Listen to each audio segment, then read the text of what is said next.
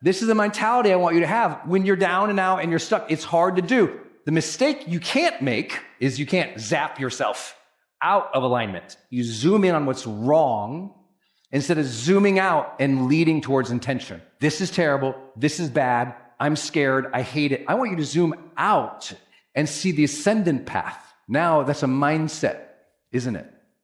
If every time there's a struggle, you face the struggle, it's not looking at it. It's not letting it own you. When the problem owns you, you forgot the strength of your power to change, to adapt, to learn, to ask for help. And so we've got to get back into alignment.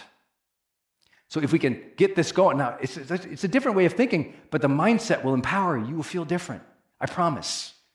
That every time you find yourself zooming in on what's problematic and said, hold on, I'm zooming in on what's problematic. Let me take a bigger picture view. What is that I intend? Not just what the problem is. What do I intend? What am I growing into? Where am I going? And let me realign and progress towards that. Over and over, realign, progress, realign, progress, realign, progress. That's ascendant. The A is we attach our identity to the problem. We take it personally. Well, this is just who I am. Oh, here it goes again. I'm like this. I'm terrible. I'm bad. And we attach ourselves to the negative versus connect ourselves to something higher. A higher intention, a higher consciousness, a higher divinity, if that's your thing. So it's like, wait, I keep attaching the problems to myself, and myself is the problem now. In other words, you are playing an identity game that's a level below you. Many of you, you're treating yourself now in your 40s and 50s as if you're a failure.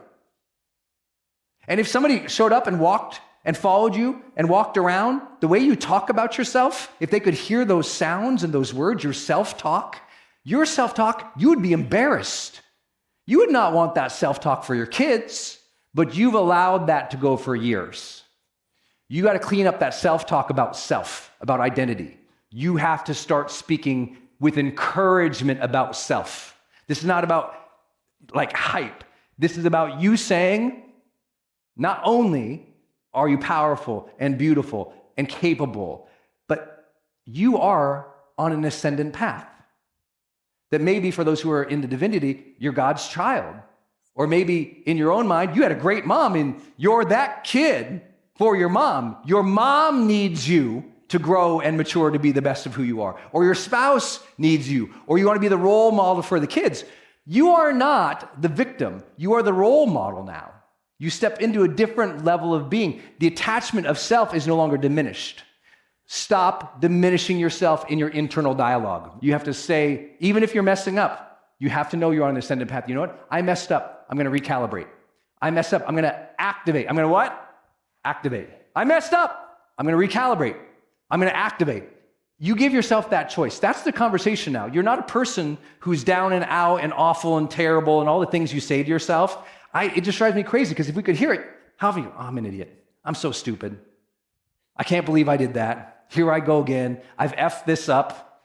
You know, that self-hate, that downtrodden language, you need to catch it immediately from now on. Immediately. You hear it and you need to debate it. You hear it, you need to flip it. You hear it and you just say, hey, that's unfair. That was my trick. A coach gave me that. Anytime I say something awful to myself, I go, that's unfair. Because you know what? I'm going to recalibrate now and I'm going to progress through it. I'm going to learn through it. I choose growth. I'm choosing growth and recalibration. I'm a person who chooses that. I'm not a person who says, oh, I choose to berate myself today. No, I choose to recalibrate. I'm choosing positive things for myself. And I know this sounds so 101, but if we could track your internal thoughts, for many of you, that's why you're living a level below that you deserve. Your attachment to the negative things of your identity, these bad things happen to me, that's who I am, has prevented you from having the internal dialogue that keeps you open, curious, learning, and progressing. And you deserve to have that. And no one's ever going to do it for you except you. You got to start catching those thoughts. And I'm here to tell you, there's this big, long, storied career of lots of people in my industry who print tons of money by telling you, oh, all of that's just unconscious, so work with me so I can get to the unconscious. No, almost every mature conscious adult who's not in a disorder, and a clinical disorder, no, they're aware of it. If you didn't know, Freud has been incredibly discounted, but we still teach it. It's kind of funny that we teach a lot of old psychology today as a historical perspective, but we don't teach a lot of old physics. Have you ever thought it's the only science that we continue teaching the old stuff in like great exploration? We'll have a whole semester on old thoughts in psychology. You don't have a whole semester on Newtonian physics. Why?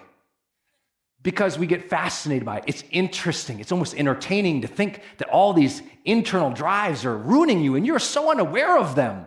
It's also easy to print money on you. Now, I'm a big fan of therapy. So if what I said is in any way discounting therapy, that's not what I'm saying. Therapeutic conversation is very important. Talking through things with somebody, helping somebody discern where you're stuck, helping anybody discern where you are, especially when they're a clinician, they're qualified, they understand the difference. That's powerful. But we have a whole culture that has made a lot of money on that conversation. You're unconscious, I can unlock it, including some bad therapists. So there's good and there's bad. But the one thing you have to realize is, let's pretend it is unconscious. What are you going to do? You're going to choose to activate yourself in the conscious side. You're going to activate and recalibrate and align. Activate, recalibrate, and align. Activate, recalibrate, and align. So many times that becomes an unconscious competence, and that starts to override the nonsense. There's plenty of things you can say, but Brendon, you have unconscious stuff that's driving you too. I'm like, I know. It's amazing. I can walk. I haven't thought about my kneecaps all day. There's a lot of unconscious things happening to help us operate throughout life. But the things that's going to take you to the next level of life is the conscious.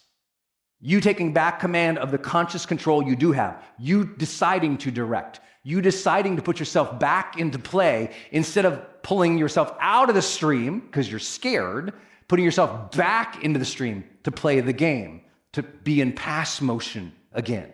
To understand the clock is ticking in life and we're going to move forward. Because if you keep zooming in on the negative and you attach it to your personality, conscious or unconscious, guess what you do at the end? You punish or procrastinate.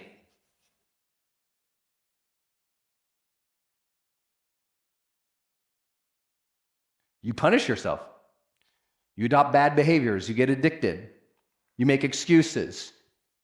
You're just bad to yourself. You speak more. In other language, you shame yourself. You guilt yourself. You diminish yourself, and then you procrastinate, which you know you shouldn't do. So now you're doing something you know you shouldn't do because you zoomed in on the bad thing and you thought it was about the self. That will prevent this ascendancy. Every time you drop out of the ascendancy, my argument is you probably did this. Conscious or unconscious, you did this. If you have a lot of progress and then you lose the steam and you fall in discouragement, you probably zapped. You zoomed in, you catastrophized. You've talked and diminished poorly about yourself. And then you didn't like it. You felt bad. So you punished yourself, shamed yourself, guilt yourself, procrastinated. And now you feel even worse and you drop further into the pit. No longer. Now we activate. Now it's the opposite. We're going to zoom out. What's the bigger intention? What's something I can assert myself into, connect with this higher, and then progress? Play motion. Back in the huddle, back in the game. Back in the huddle, back in the game. We've got to lessen the amount of time it takes to be resilient, which I know is not a popular thing to say because I'm going, oh, Brendon, you have to give everyone grace and all the time in the world. Who knows somebody who took all the time in the world and it didn't serve them? Anyone? No, this forever healing process, forever?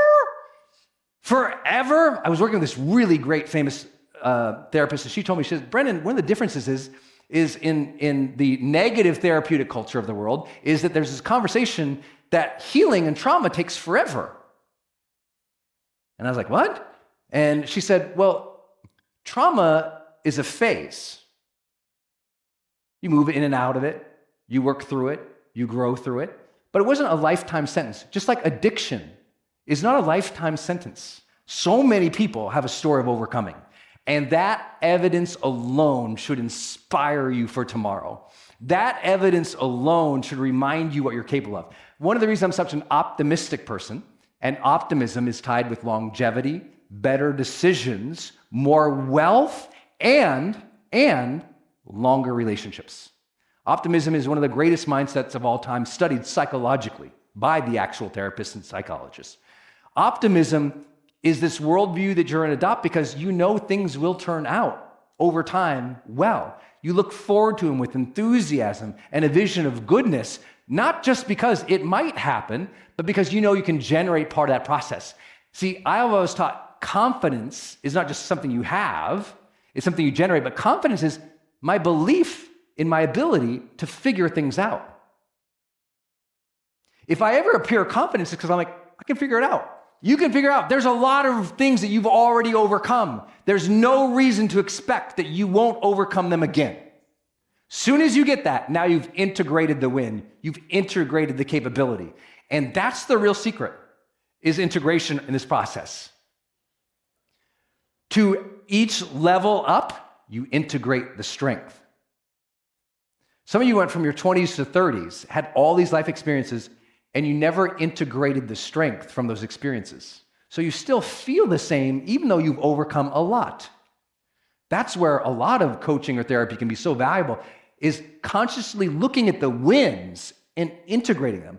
Many of you haven't given yourself credit in so long, you keep diminishing yourself. But it's time to give yourself some credit. You overcame a lot, you've come a long way, you've made it happen, and now you're ready to activate. Hey, my friends, it's Brendon Burchard, and I'm excited to welcome you to the brand new Growth Day. We are happy to roll out 3 brand new features that will help you on your personal development journey. First, our brand new growth streaks and rewards.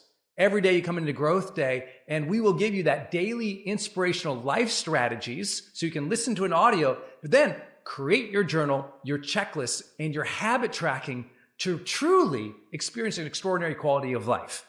We will also roll out to you the world's best AI life coach. This AI life coach has been trained on almost 20 million words of my deep dive training in high performance, motivation, and psychology. And third, all access pass to the world's greatest personal development teachers, coaches, and trainers. These are the world's best, highest paid keynote speakers, coaches, and teachers who can really take your life to a deeper level, because we have over 400 classes, over 40 deep dive courses, and those are available to you right now, all